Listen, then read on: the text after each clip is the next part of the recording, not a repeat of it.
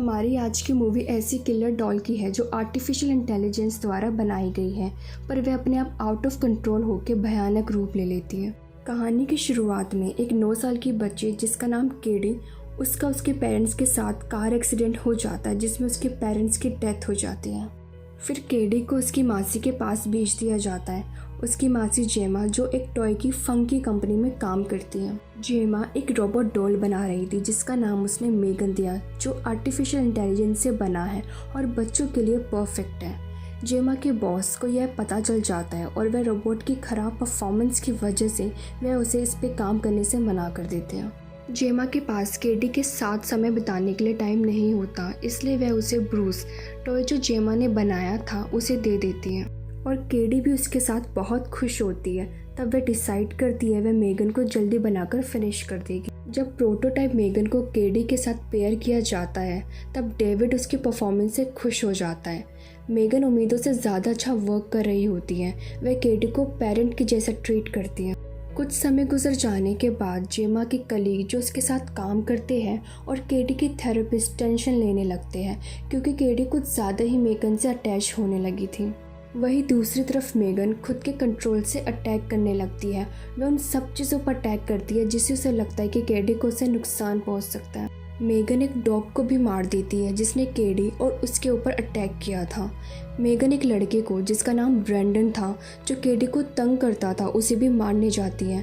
Brendon उससे बच के भाग रहा होता है, तभी कार के सामने आके टकरा जाता है और उसकी वहीं पे मृत्यु हो जाती है।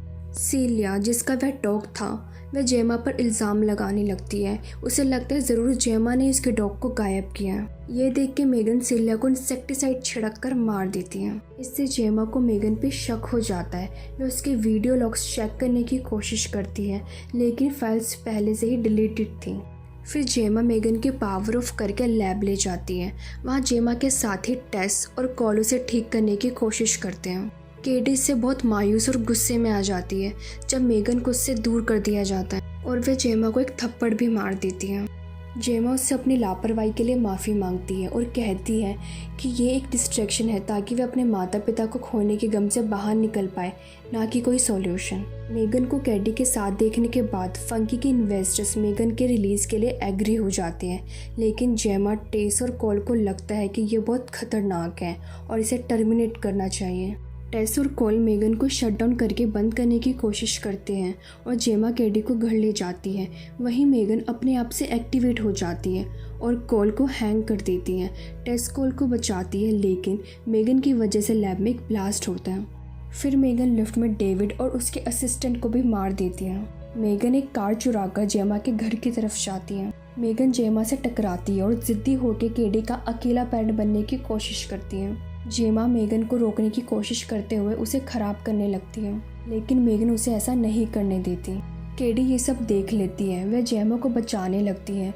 वह ब्रूस की हेल्प से मेगन के टुकड़े टुकड़े कर देती, लेकिन मेगन का ऊपरी हिस्सा अभी भी चल रहा होता है और वह केडी को अटैक करने की कोशिश करती है। फिर जेमा मेगन के सर में जो प्रोसेसिंग चिप होती है उसे एक्सपोज कर देती है और स्क्रू ड्राइवर से उसे तोड़ देती है। जेमा और केडी घर से बाहर निकल जाते हैं, पर जेमा के आर्टिफिशियल इंटेलिजेंस होम डिवाइस खुद से ऑन हो जाते हैं और एक कैमरा उनकी तरफ देखता है। इसी के साथ ये मूवी यहीं पर ख़त्म हो जाती है। अगर आपको मेरी एक्सप्लेनेशन पसंद आई हो तो प्लीज़ मेरे चैनल को सब्सक्राइब कर देना। Thank you so much for watching and subscribe for more.